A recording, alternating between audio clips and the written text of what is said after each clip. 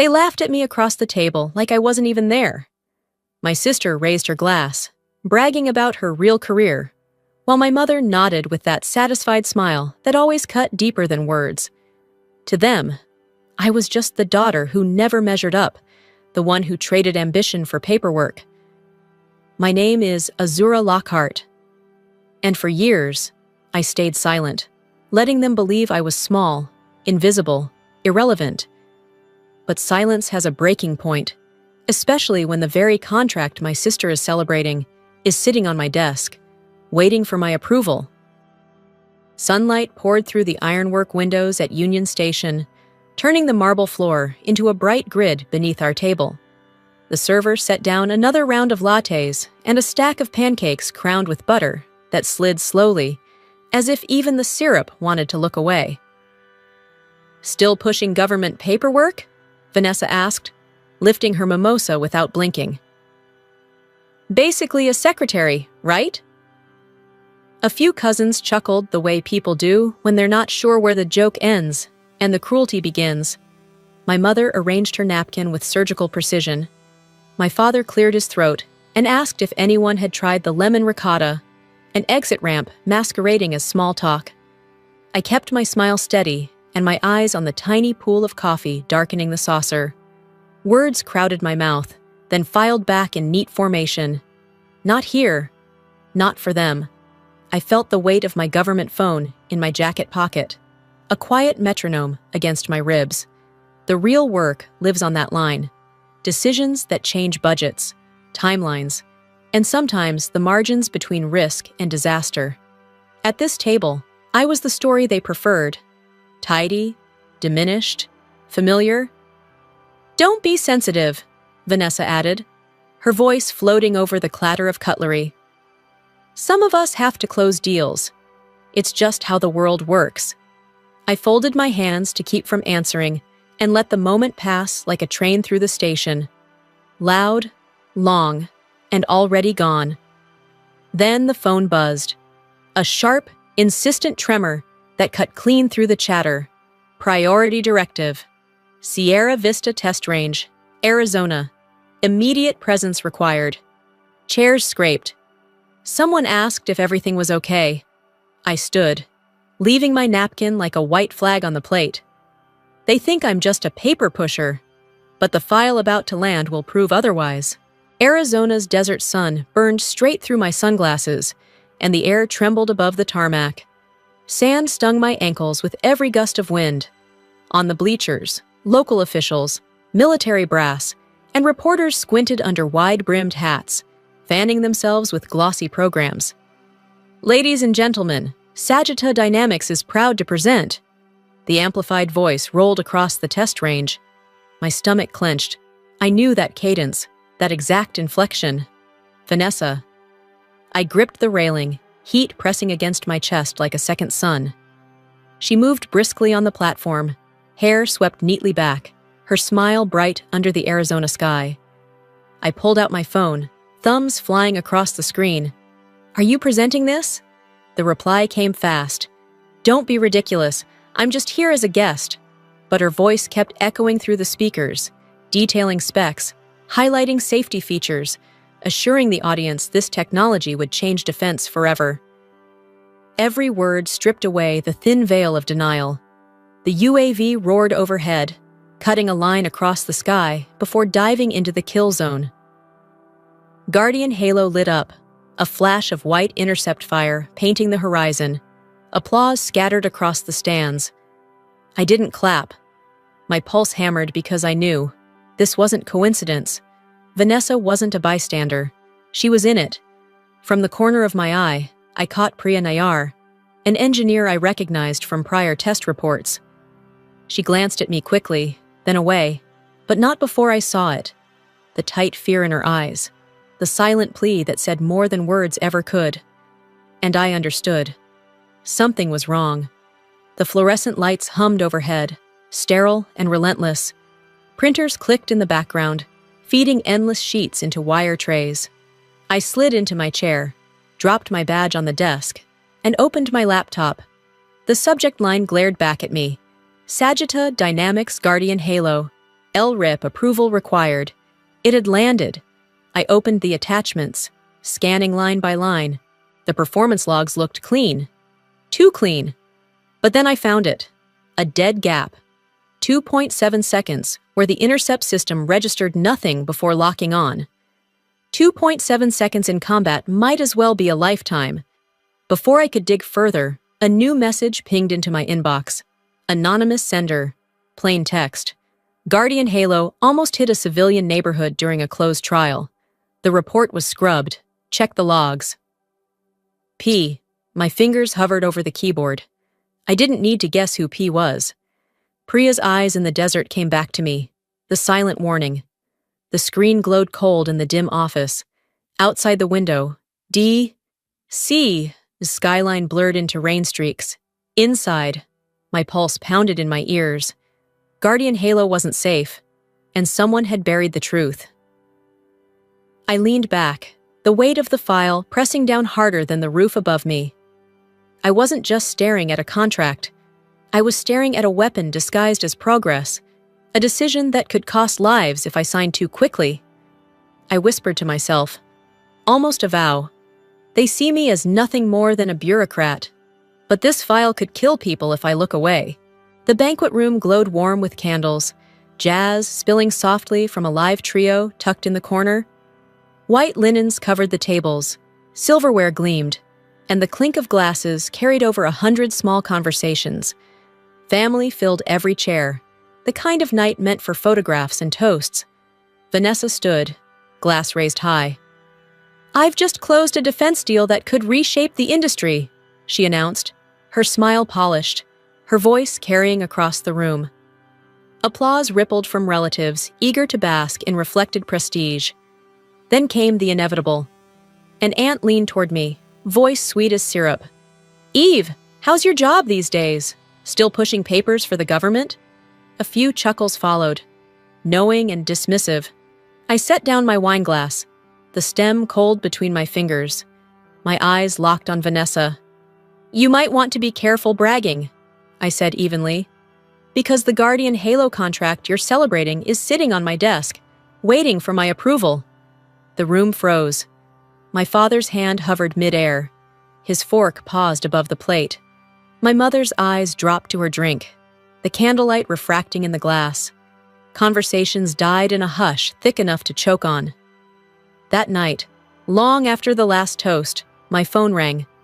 A political aide's voice crackled down the line. "If you don't sign off soon, you're looking at thousands of local jobs lost. Think carefully, Ms. Calder."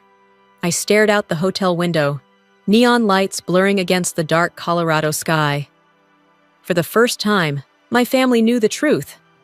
And already, the pressure was multiplying. Rain tapped against the office window, streaking the city lights into smeared ribbons. My desk lamp cast a sharp pool of light over the USB drive Priya had slipped me. I plugged it in, heart steady but heavy. The folder opened to a single file labeled Flight Log. True. I scrolled through lines of data, my breath catching when I reached the highlighted code. Safety interlock Saturn bypassed. The intercepts that had wowed the press weren't victories. They were falsified, engineered by disabling the very safeguards meant to protect lives. Digging deeper, corporate filings unraveled themselves. Sagitta Dynamics was nothing more than a shell, a legal facade. The true owner, Aegis Aerosystems. The law firm attached to their contracts? Vanessa's signature dotted the paperwork. She hadn't just boasted at brunch. She was inside the very machine I now held in my hands. The sister who mocked me tied directly to the weapon she wanted me to bless with my approval. I printed the logs, slid them into a plain folder, and locked it in my cabinet. The paper felt heavier than steel. Something in my gut told me it wouldn't be long before someone tried to make it disappear. I leaned back, rain still drumming against the glass. The city swallowed in shadow. This wasn't just a contract anymore. It was my sister, and behind her, a corporation ready to crush anyone standing in their way. The bar was dim, tucked into a side street where rain streaked the windows and jazz played low from an old speaker. Vanessa slid into the booth across from me, her blazer still damp at the shoulders. She spoke quickly, as if rehearsed, but her eyes betrayed a flicker of doubt.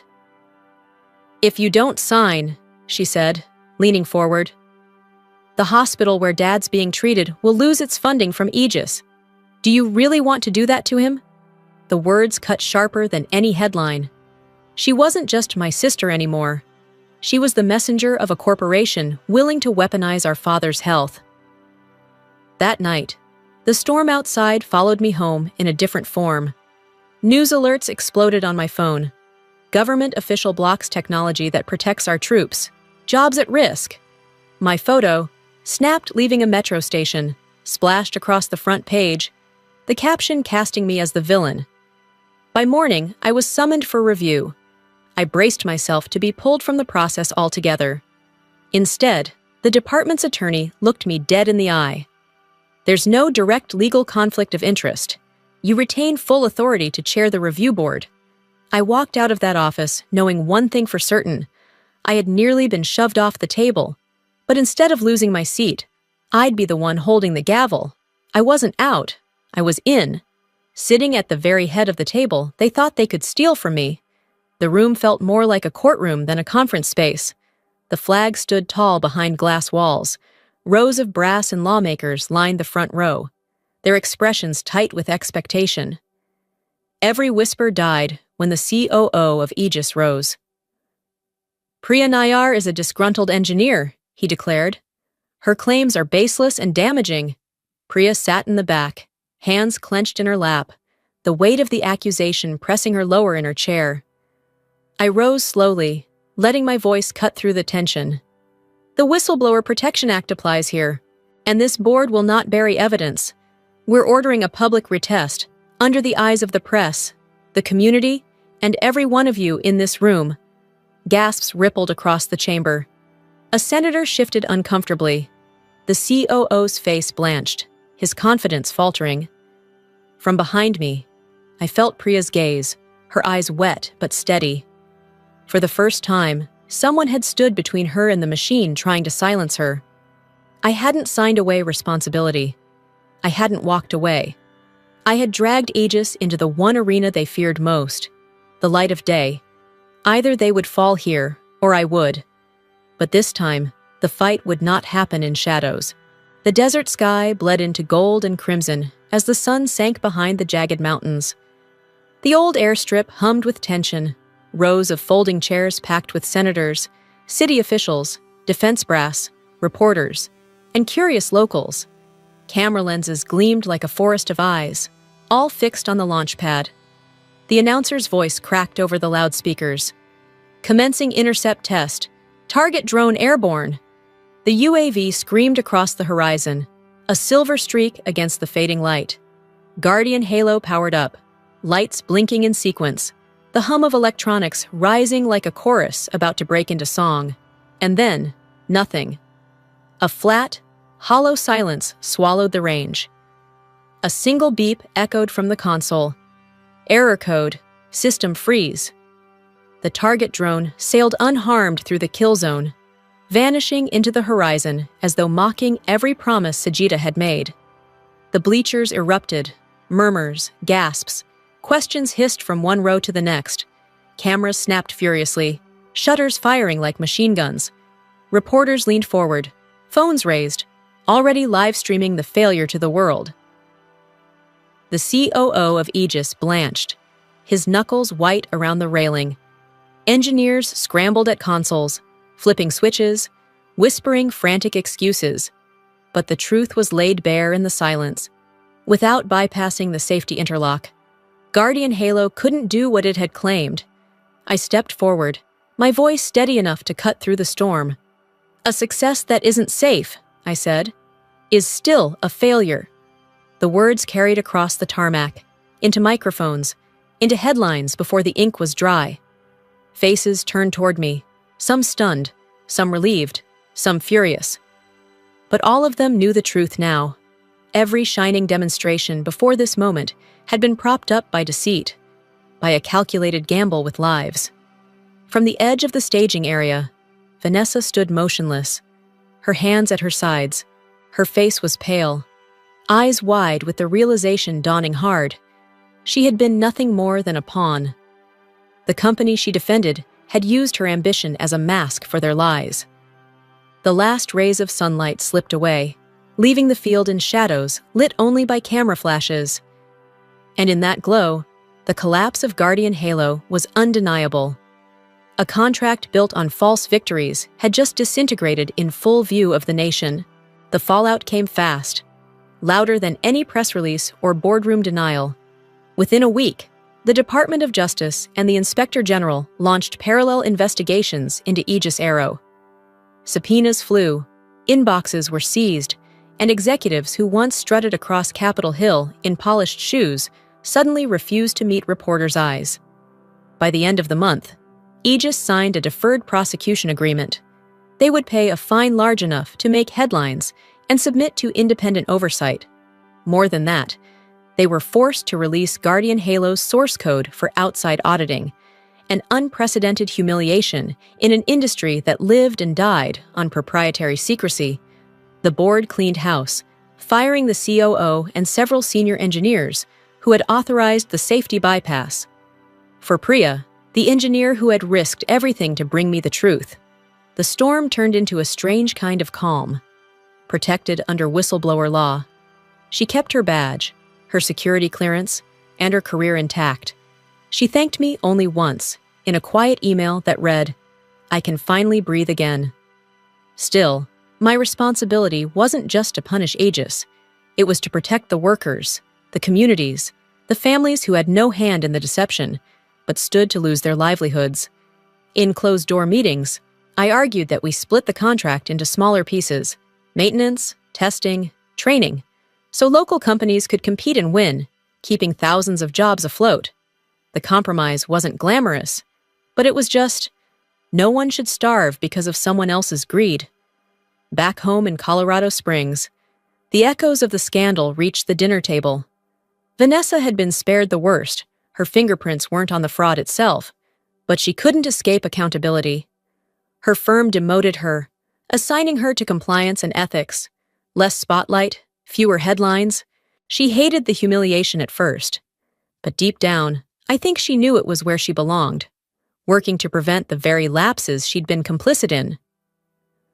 One evening, we sat at my parents' dining table, the same table where so many sharp words had been tossed in my direction. The candles flickered, the food was warm, but the air felt different, thicker, more deliberate. My father cleared his throat, voice slower than I remembered, heavy with years and regret. "Eve," he said, meeting my eyes across the table. "I'm proud of you for choosing what was right instead of what was easy." I didn't rush to answer. I only nodded, the weight of his words settling in my chest. For me, it wasn't triumph or vindication. It was recognition, late in coming, but real enough to count. That night, for the first time in a long while, the silence at our table didn't feel like a wall. It felt like a bridge. The desert morning was stripped clean of heat, the kind of crisp blue sky that made every edge sharper, every color brighter.